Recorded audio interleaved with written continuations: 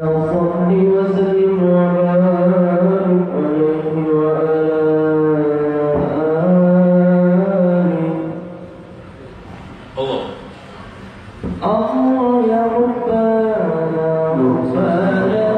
حب سيدنا محمد حب سيدنا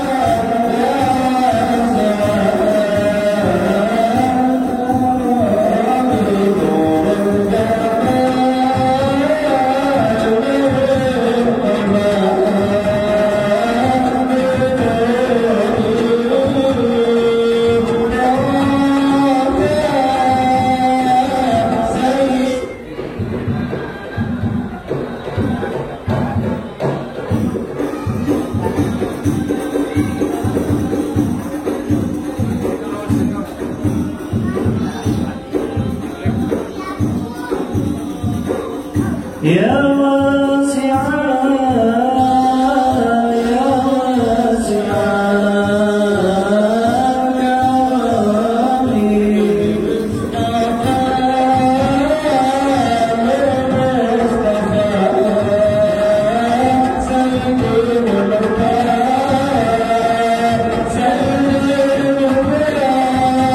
Rasulullah sallallahu alaihi wasallam wa Syekh Abdul Qadir Al-Jailani Syekhul Al-Fatihah.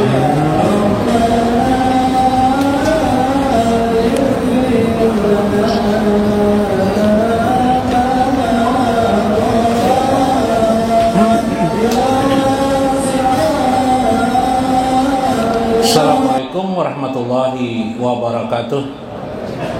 Bismillahirrahmanirrahim. Bismillahil malikil kudusis salam. Bismillahil adidil hakim. Wassalatu wassalam ala sayyidina wa nabiyina Muhammad wa ala alihi wa sahbihi ajmain. Fa inna insyaallah ab'asu li kitabi Syekh Abdul Qadir Jailani Futuhul Ghaib wal Gunyah wa nafa'ana bihi wa ulumihi bidarain. Amin ya rabbal alamin. Mudah-mudahan melalui saluran Syekh Abdul Qadir Jailani keberkahan bagi hidup kita, rezeki dan nikmat Allah tercurah kepada kita, lingkungan kita, kehidupan kita, menjadikan kita juga menjadi mesra bersama baginda Rasulullah sallallahu alaihi wasallam.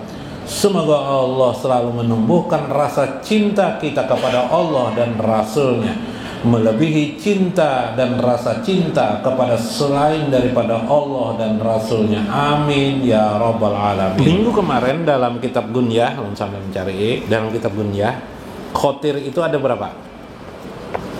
Ada berapa? Ada 6 semalam lah. Khotir itu artinya bisikan. Bisikan itu ada 6. Satu, khotirun nafsi, namanya bisikan diri. Diri itu sifatnya hawa nafsu. Nah, itu mengambil dari warna diri. Warna diri itu ada 7 bolak-baliknya. Warna yang paling dasar ialah amaratum bisu'i. Amaratum bisu'i, yaitu diri yang selalu mengajak kepada hawa nafsu, perbuatan yang sifatnya menyenangkan hawa nafsu. Yalah, sudah bini 4, sudah bisi, hendak aja pulang bebini lagi. Nah, ya kalak supaya 5 dikasih Tuhan 5, hendak aja tuh 6 lagi. Akhirnya setiap hendak melihat bebini hendak dikawini aja. Nah, itu amaratum bisu namanya. Baik. Habis itu lagi, setelah itu namanya qatirus setan. Qatirus setan adalah hawa nafsu yang berupa bisikan setan dari setan. Jadi sifat setan ini selalu berlawanan dengan keimanan. Jadi apa saja yang sifatnya menurunkan diri kita dari keimanan atau menurunkan iman kita, itu adalah bisikan setan. Tapi Allah yang Maha Agung memelihara kita. Meskipun bisikan itu sangat keras 2 tadi, Allah membimbing kita. Caranya Allah membuat juga bisikan disebut dengan bisikan qatirul malak, bisikan malaikat. Ada lagi yang keempat, bisikan ruh kita. Itu mengajak kita baik terus, mengajak kita pada kebaikan. Berapa dah bisikan? Hah? 4 sudah. 5, bisikan tergantung akal, yaitu qatirul akal. Nah, itu yang timbang-timbang tuh. Buka usaha kah, kadakal. Nah, itu akal tuh. Nang sama paloi tadi itu ada kelak. Ujar guru, nang tidak bagus itu dibuang aja guru. Buang sampah aja langsung bakantut paloi di pengajian. Ribut orang makanya ring bunyinya. Kenapa jadi bakantut lo jar? Tadi jar guru, nang kada bagus tuh, yang tidak bagus tuh dibuang aja jar. Jadi ini membuang kada bagus sih paloi. Lah, tuh akal tuh. Akal si paloi. Jadi tergantung akal orang. Bila akal orang itu baik, tapi Allah ingin memelihara kita, maka diciptakan akal. Allah ingin memelihara kita, maka ada qatir nafs, qatir malaikat, ada bisikan malaikat. Pernah lah di bisikan malaikat? Nah lah, dalam kitab Ar-Ruh, contoh bisikan malaikat. Ini cerita nyata, ini kisah nyata ini. An-Nafs dan Malak. Bentar.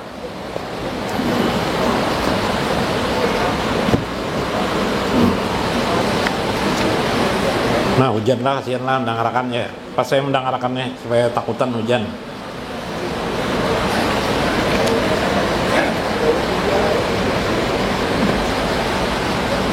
Nah, waqala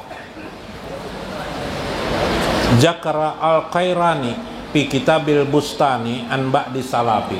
Dari Al-Qairani fi Kitabil Bustani, dalam kitab Bustani, dalam kitab Ar-Ruh, Ibnu Qayyim menjelaskan tentang Syekh Al-Qairani mengisahkan di zaman para salaf. Para salaf itu zaman antara sahabat dan tabi'in. Zaman sahabat dan tabi'in. Qala kanali jaro yastamu Abu Bakrin wa Umar radhiyallahu anhu. Seorang salaf, seorang tabi'in lah, berkata, aku memiliki tetangga, yastamu Abu Bakrin wa Umar. Orang tetanggaku itu selalu suka mencela Abu Bakar dan Umar. Abu Bakar dan Umar. Falamma kana jata yaumin aksaru. Maka pada suatu hari saya bertemu dengannya, dia masih saja mencela-cela Abu Bakar dan Umar bin Khattab. Fatanawalatuhu wa tanawalu. Aku menegahnya supaya jangan mencela-cela begitu. Dia malah menyambar. Menyambar itu apa? Meladeni. Akhirnya berdebat, ku tinggalkan debat. Kayak itu kan? Kayak apa, Bib? Bertengkar akhirnya kayak itu, nah bahasa Banjarnya. Jangan. Maka wataraktul isya, panam. Aku pun tidur. Panum tuh, aku tidur. Wataraktul isya, aku tinggalkan makan malam. Para'aitu Rasulullah sallallahu alaihi wasallam fil manami. Pada malam itulah aku bermimpi dengan Rasulullah sallallahu alaihi wasallam. Faqultu ya Rasulullah, fulan yasubu ashabaka. Wahai Rasulullah, ku adukan aja. Ya Rasulullah, si fulan ini tetanggaku itu mencela sahabat engkau ya Rasulullah. Man ashabi, siapakah sahabatku itu, kata Rasulullah. Kultu Abu Bakar wa Umar, ya, yang dicelanya itu Abu Bakar dan Umar. Pokola kus hajil madiyah pajabihku biha. Ambil pisau ini aja Rasulullah, sembelih orangnya. Oh itu dalam mimpi tuh, Bib. Ayo Bib. Pisau. Mungkin karena ya tidur tuh masih dalam merasa emosi lah. Biasanya kan kayak itu tuh. Tapi Rasulullah, pemimpin Rasulullah nih kisahnya. Maka aku pun mengambil pisau itu. Wa ra'aitu kana yada ashabaha min damihi fa'alqaitul madiyah. Aku pun menyembelih orang tuh, ku datangi orang tuh dalam mimpi, ku sembelih, ku potong-potong lehernya nih. Kemudian ku melihat darahnya, ku lepaskan apa pisau itu dalam mimpi.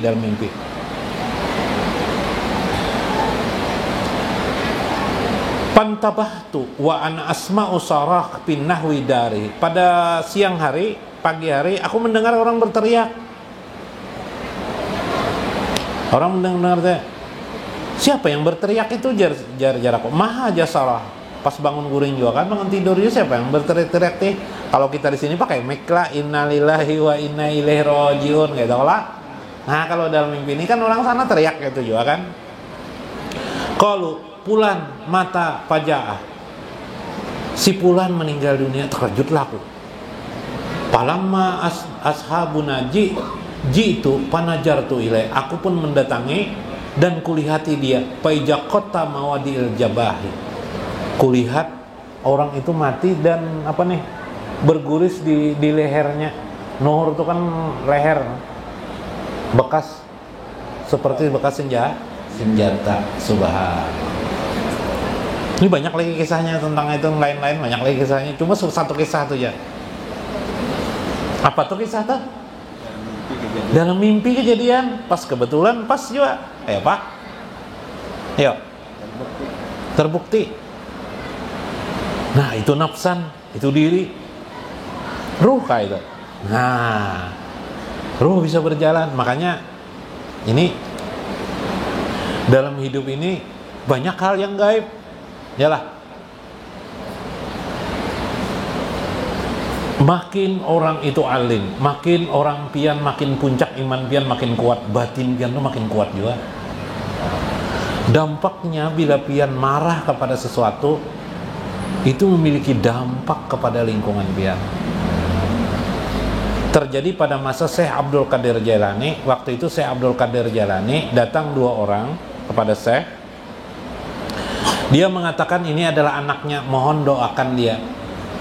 Cuma karena Syekh ini terbuka kasyaf beliau, tahu ini anak hasil jinah. Tahu Sidin, timbul marah Sidin.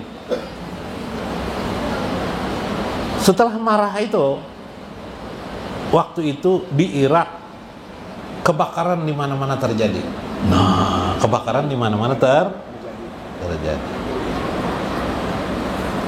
Lalu Syekh Murapi waktu itu berkata, wahai Syekh, janganlah engkau marah, karena kemarahanmu membakar tempat-tempat beberapa kampung di negeri Irak ini. Akhirnya Syekh pun menghilangkan marahnya dan padamlah api di sana. Sama orang beriman. Orang beriman tuh makin kuat iman hatinya, jaga hati. Jangan sangit dengan istri. Sebaliknya istri juga kalau imannya kuat, jangan juga sangit dimarahi suami di dalam hati. Jangan ridho, coba ridho. Anakku nih bahayanya tidak diizin dengan orang tua, mau nih ada tuh anak kecelakaan ke anak siapa masalahnya, ayo makanya hilangkan yang kutukan-kutukan tuh. Kalau istilah di Banjarmasin dulu ada istilah apa, kutukan orang tua jarlah, hati-hati jarlah. Nah, bila orang tua mengatakan selamat, bila kutukan orang tua berbahaya. Nah, ini kisahnya. Nih kisahnya nih. Seorang yang beriman hatinya sakit hati dia ketika mendengar orang mencela Abu Bakar dan Umar. Sakit hatinya itu datang sesuatu peristiwa kegaiban, seolah-olah bermimpi dengan Nabi, bukan seolah-olah bermimpi dengan Nabi. Maka ketika itu terjadilah sesuatu. Nah, itu rahasia lain lah. Itulah nafsan diri kita. Karena nafsan ini mengikuti keimanan kita. Bila iman kita kuat, sudahnya nafsan kita menjadi kuat juga, menjadi sesuatu yang sifatnya terhubung dengan alam kegaiban. Mudah-mudahan kalian mengertilah. Mudah-mudahan memiliki makna di sini supaya kita terus meningkatkan iman sambil menjaga mulut kita. Mulut kita bisa meruntuhkan iman kita, menjatuhkan iman kita. Mulut kita pula bisa menaikkan iman kepada kita, diri kita. Mudah-mudahan bermanfaat, mudah-mudahan bawa hikmah. Wallahul muwaffiq ila aqwamit thoriq. Assalamualaikum warahmatullahi wabarakatuh.